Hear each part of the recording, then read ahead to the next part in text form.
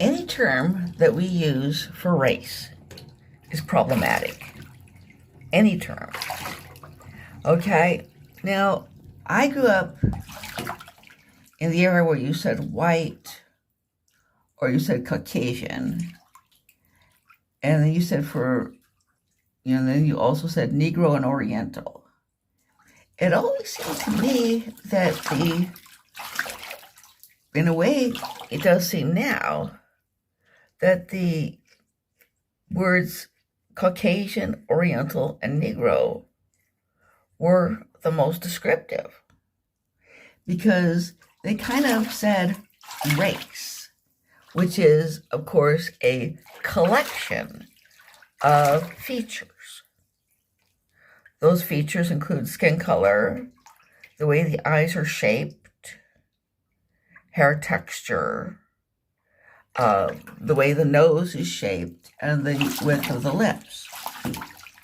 Okay, I always had a problem with white people because white people, I mean, I'm very pale. Well, my skin isn't really white, and I'm pretty much as pale as you get. And many people who go by the moniker white people are quite brown.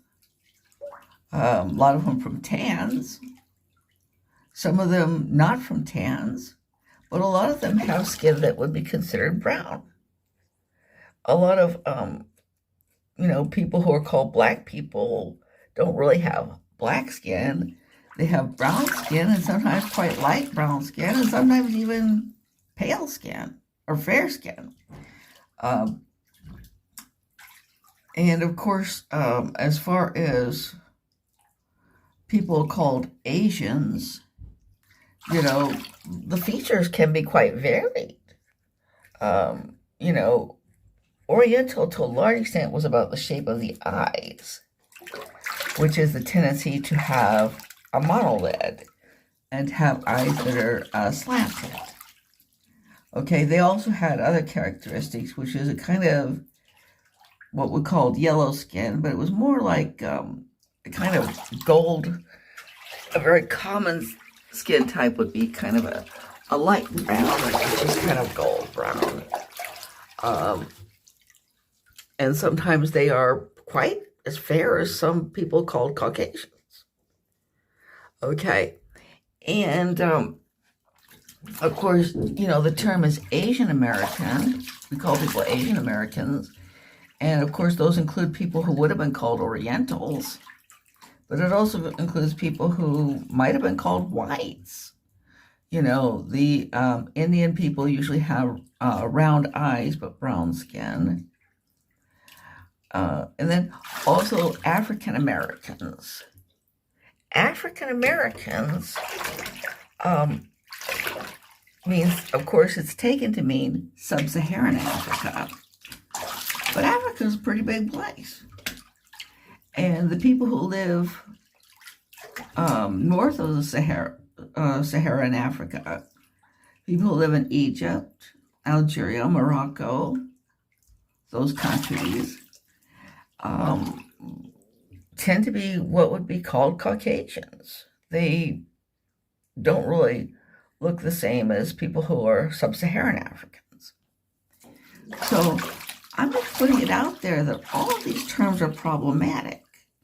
Now, of course, Negro went out of style because it seemed to get associated with things that were negative. And Asians decided they didn't like the term Oriental because it had unwanted, exotic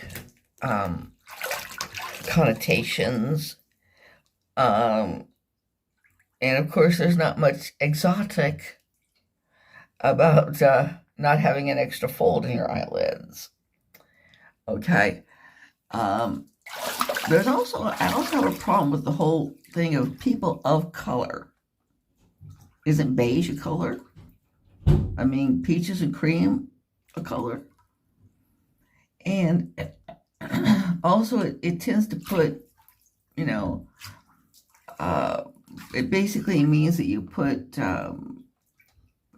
people from sub-Saharan Africa, people from Asia, the indigenous population of America, all together in one group. What all do they have in common? In some ways, I think Caucasians and Asians have more in common. And in some ways, I think Caucasians and blacks have more in common. If you're going to say people of color, why not pay people round eyes? That puts the people from Europe and the people from sub-Saharan Africa in the same grab bag. Because both the African people and the